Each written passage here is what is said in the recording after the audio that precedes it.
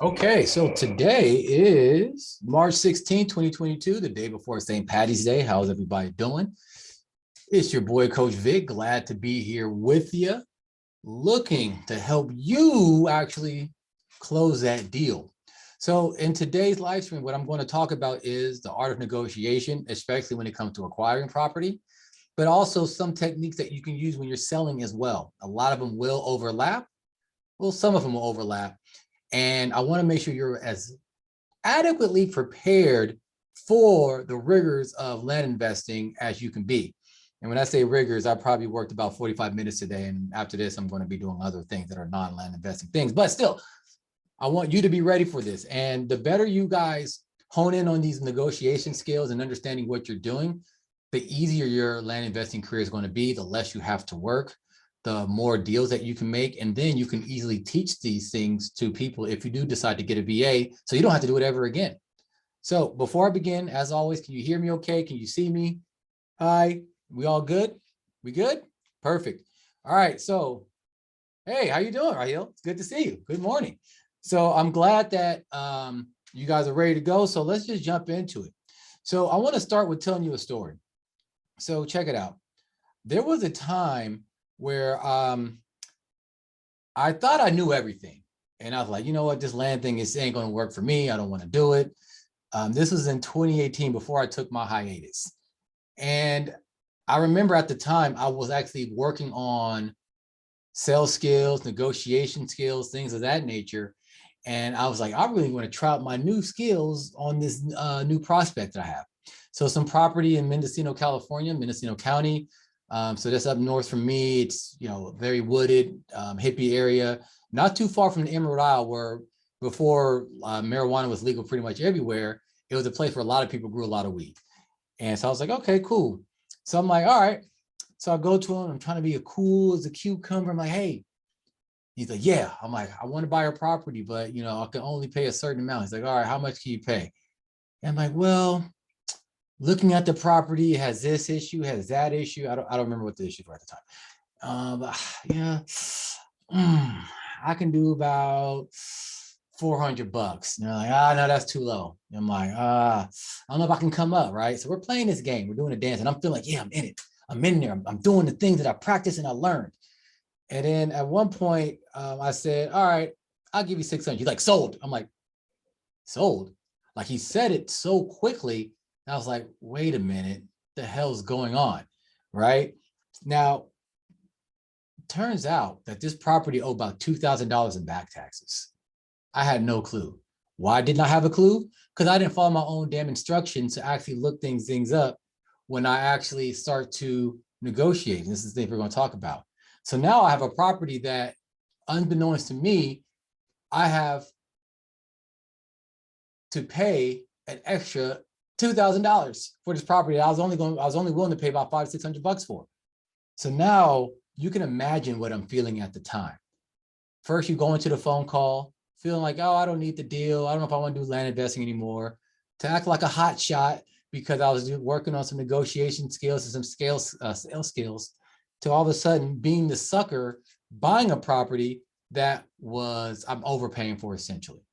Now, long story short, it was very frustrating. And the thing is, I could have avoided it all, because when I was selling the property, I was told to someone who was being represented by a realtor, and they were like, yeah, we'll do whatever. They really want the property, this, that, and the other.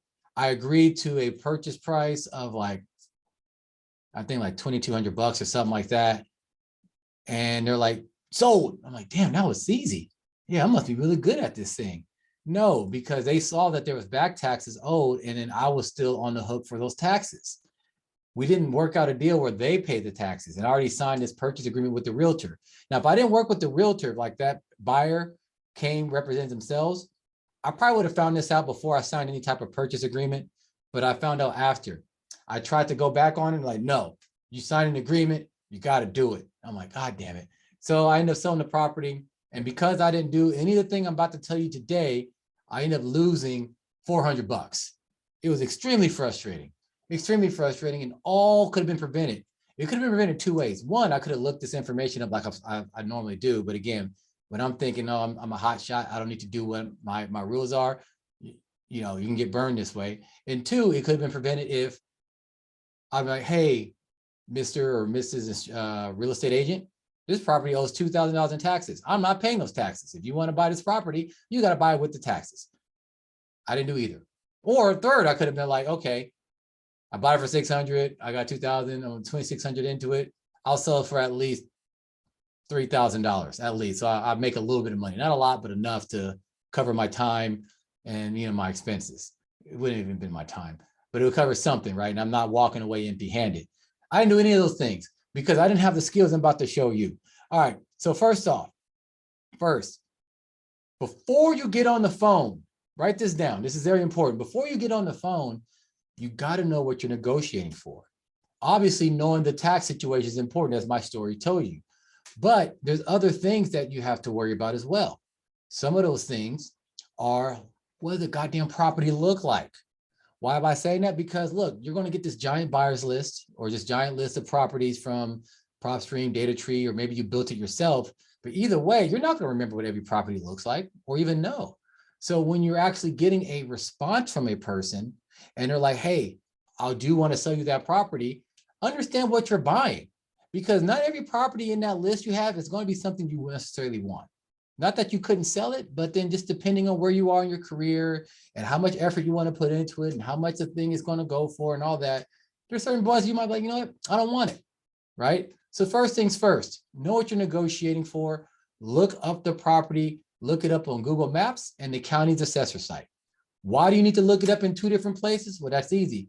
It's very often that the county's assessor site is, they have GIS data, so that's a global information system, that's out of date.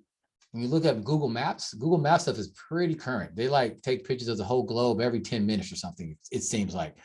So you can actually compare and contrast. The county GIS site will give you the nice little borders of the property, where it is and where it's not. Google Maps will give you a current look of what it looks like. So you don't be surprised if you look at it with the county site and you see that it's pretty clear, there's not a lot of trees or anything, but you look at it in Google and it's just like a forest. Why? Because the old picture from the county site is old information. Google takes up to date photos. So you want to make sure you know. So that way, that's the first thing. And a lot of the times, if that property is not cleared, that is a ding on the record. Now, I like to say, I talk about this, I'll talk about it again. When I am negotiating, I treat it like I'm a driver instructor doing a driver test for this teenager to get their driver's license. This person starts off with a perfect score, and as they make mistakes, I take off points. I take off points. I take off points. So if the lot in question is not clear, as in there's a bunch of trees or brush, or even worse, a bunch of garbage on there, old trailers, old boats, half beat up mobile home, something like that, take off points. How much you want to take off depends on you and the property and the area. All right, so far so good. We're good, you're following me, right? Again, first rule, understand what you're negotiating for. Understand that. Take a quick peek. Next thing you want to look at, do you know if this property's in an HOA? If you don't know, it will behoove you to find out. Now, if the property owes back taxes and the property is in an HOA, there's a good chance that they haven't been paying the HOA either. In fact, I will gather that a lot of people will rather pay the property tax than the HOA fees, because the property tax bill comes every year. Not every HOA is on top of their stuff where they're actually sending people the actual the dues that they have to pay, and hey, these are the different officers you got to vote for, and here are all the things that you get with your HOA fees and all that. So if they're already owing on back taxes, they're definitely going to owe an HOA fees. Now, why do we want to know this? Well, obviously, like my story, you want to make sure you're not getting yourself into something that you can't deal with. But second, this is going to be a great bargaining chip. If you know that this person owes a lot of money to other people, be it the county or the HOA, you can use that. So for example, I'm like, okay, hey, Mr. Prospect, I'm looking to buy your property, this area. I noticed that you owe some back taxes, and I think you owe some HOA dues as well. That's not a problem. I can take care of those, but because of that, I'm looking to pay you this amount. You see how that worked? You actually justify the price in your mind, which helps you say it with confidence, which is half the battle. But it also lets them know, hey man, I'm not just trying to cheap shot you. I'm not just trying to lowball you. There's mistakes here. I'm going to clean them up, and I'm going to pay you to clean up your mistakes. But don't expect to get top dollar for this property.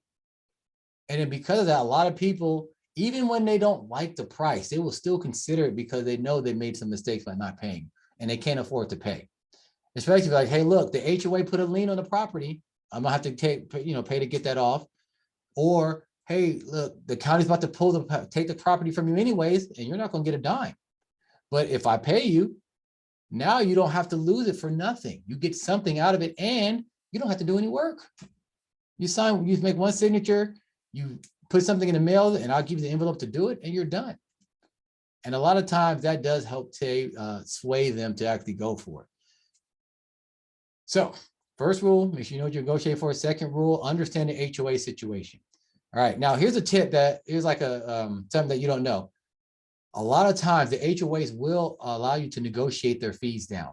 If you're like, hey, Mr. or Mrs. HOA president or treasurer or whatever, I'm looking to buy lot 1, 2, 3. I know they owe some dues. I know you put a lien on the property. What can we do about that? Like, what can we do to reduce those? Because I want to pay it off all at once. And then depending on who the president is or the treasurer or whoever's in charge, those like, a lot of times they will work with you. Sometimes the county will work with you with back taxes too. Not always, but they will. But you have to talk to a human. You can't just find it on the internet. So you talk to the treasurer or whoever for the county, and then you can actually get the property for a cheaper price, all things considered.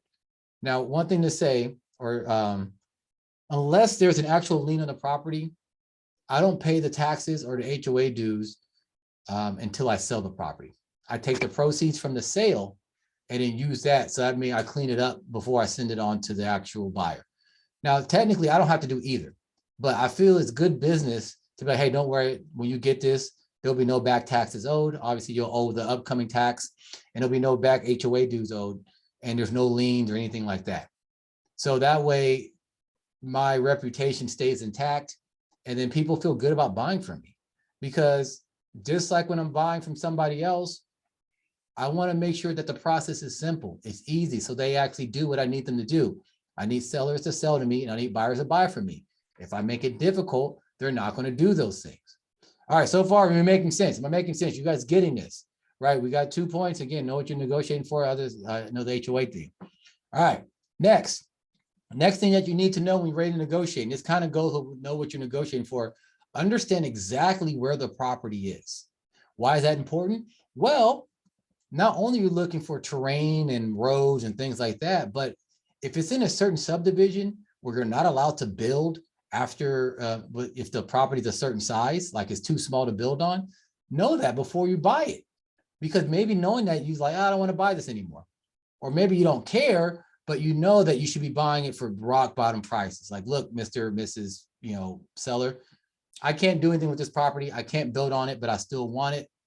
So I can only give you $100, $200.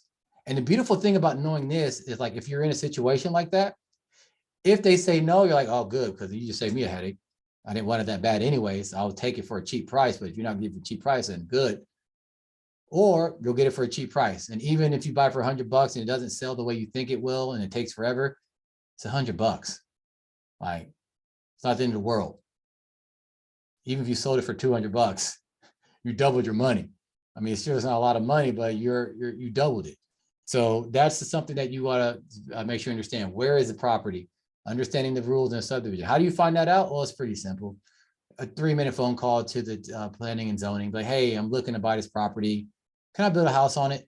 And they'll look it up. You're like, no, or yes, or well, if you do it this way, you do it that way, whatever. So it's a 3-minute phone call. All right. Next, finally, again, this goes to know what you're negotiating for. Know exactly what it looks like. That means the boundaries. That means the neighbors. That means, again, if it's cleared or wooded, and we talked a bit about that already. If you understand that, now you have a pretty complete picture of what's going on. Sometimes you can also, if you have the time, and most times you don't, but if you do, you can quickly look up the deed situation. How did they acquire it? Because, like, There's nothing worse than negotiating with the person who doesn't own the property. You're just wasting your time. Unless they have some kind of power of attorney or there's something like that. Even though it could be the adult child for an elderly person, if the elderly person doesn't want to sell, it doesn't matter how much negotiating you do with that adult, their child. Even if that child wants their parent or whatever to sell, the elderly person don't want to sell, they're not going to sell. So if you find that out beforehand, looking at the deed situation or whatever, know that. Now, sometimes you don't need to look at the deed. It's like, hey, this property is in Emma Smith's name. Are you Emma Smith?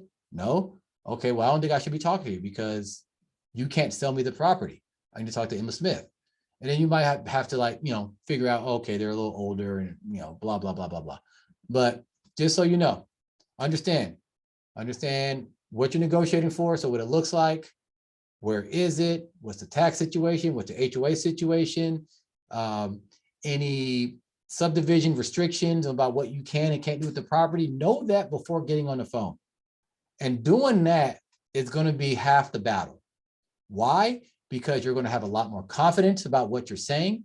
You're going to also understand that the land is not going to be that great for a higher price. So you don't get tempted to pay more because you just got that quote unquote, got to have landitis, the sickness everybody gets at some point where they're like, oh, I just got to buy something. I got to get in the game. I got to buy something.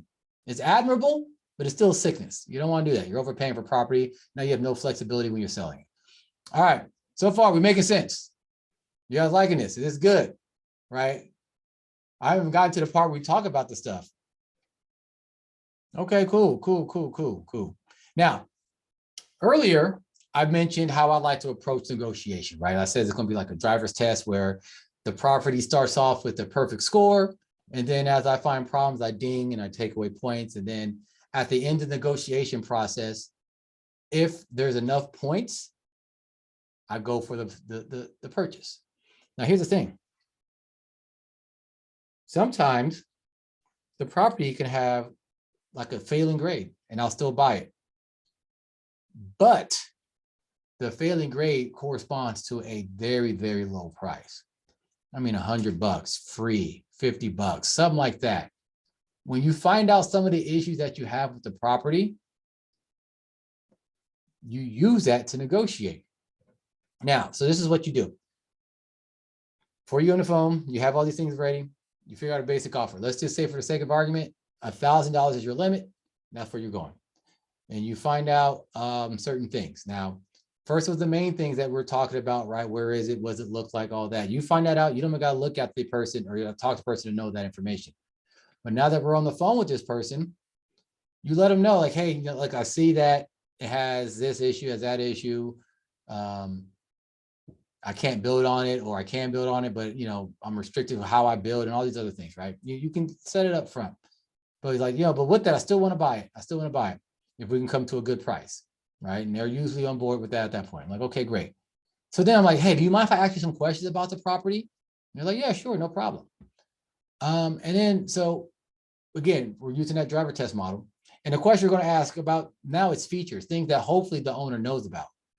And stuff that you probably know about because you just kind of make the guess, but you may be pleasantly surprised. So first question, I was like, hey, do you know if it's clear of trees or debris? And most times it's not going to be, it depends on the area. And depending on the area, you might be able to, even though the trees and the debris can be a selling point for you, or excuse me, a detriment for you because you want a clear lot, you actually can take those trees, cut them down, sell them to a lumber company.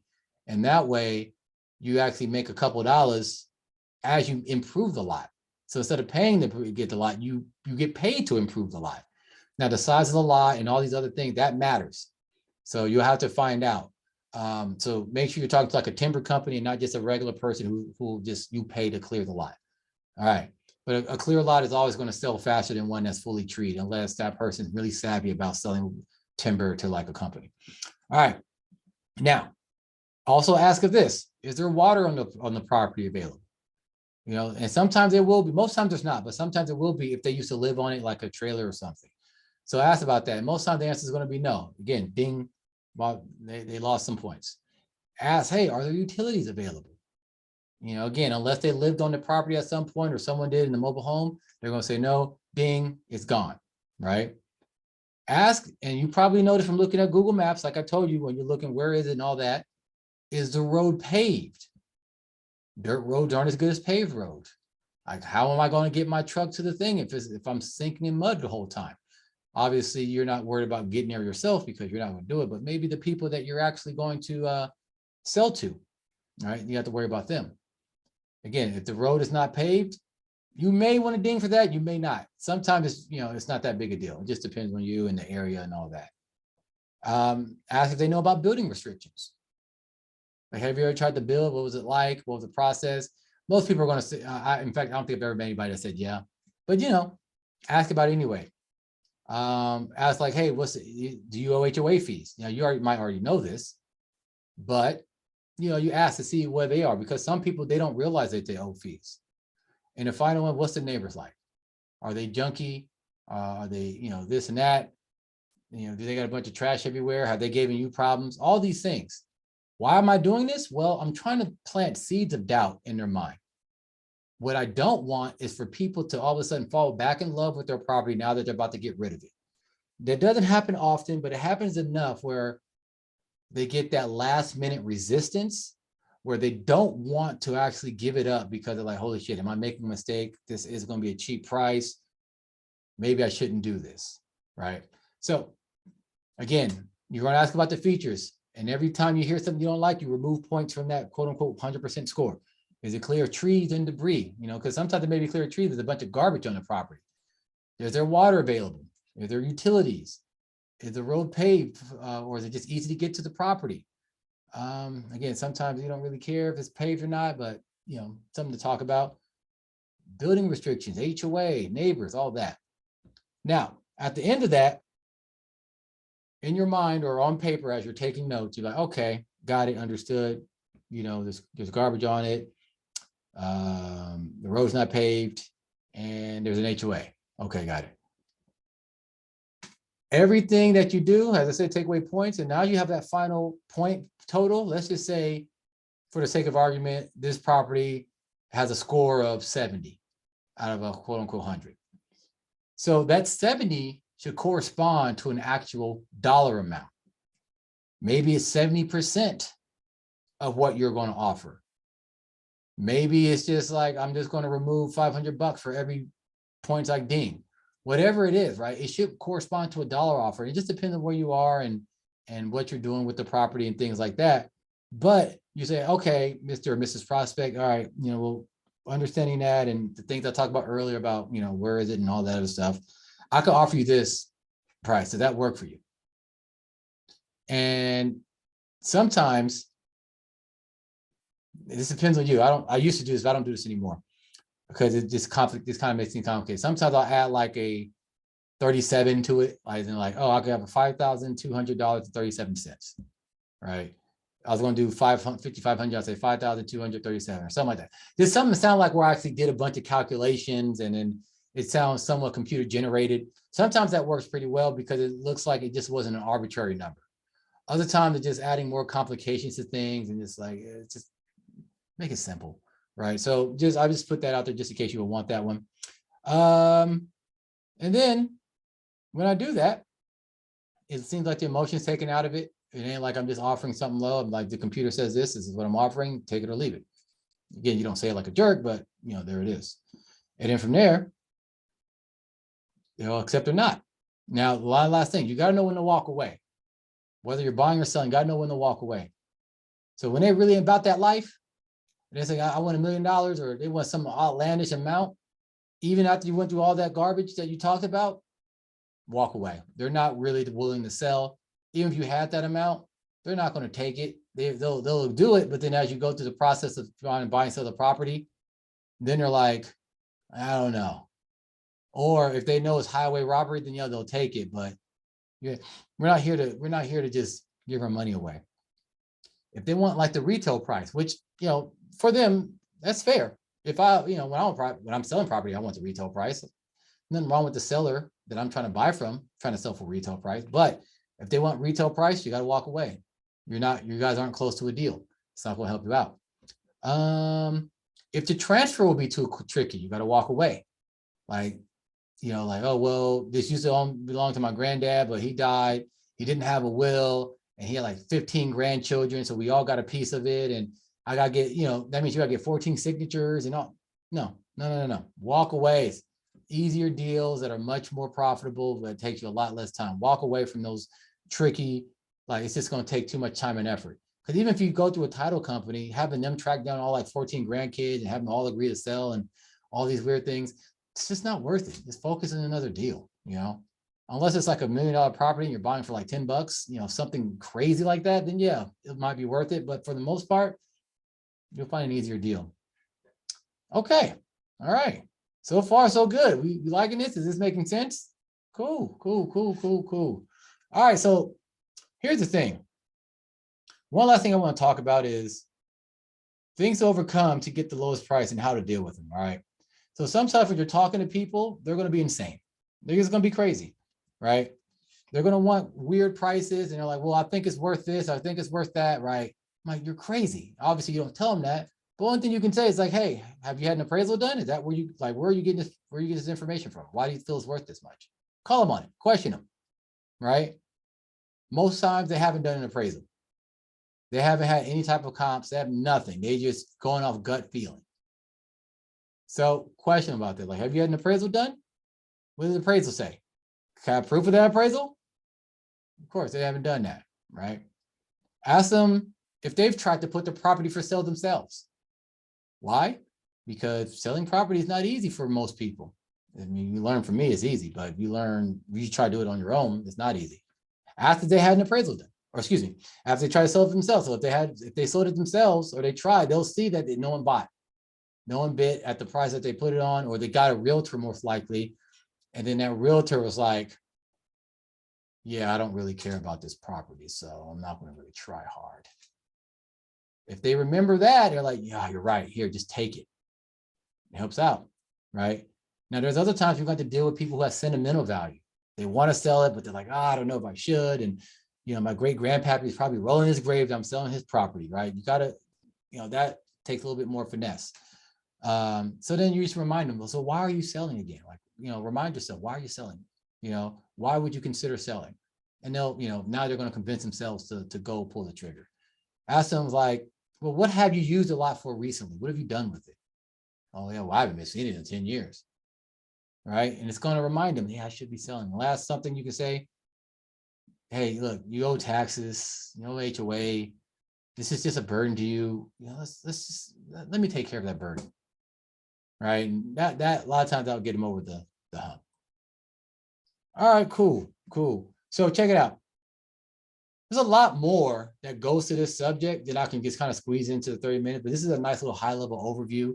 And hopefully you understand the way I like to approach this. But if you're leaving money on the table, or you're getting nervous talking to owners or talking to people you're about to sell to, then you need to really focus on fixing these issues. Now, I can definitely help you with that. But just understanding what we just went through here would definitely help you get the right mindset so that when you're in there, the nerves go away. The more reps you get, the less nerves you'll get as well. All right, so check it out.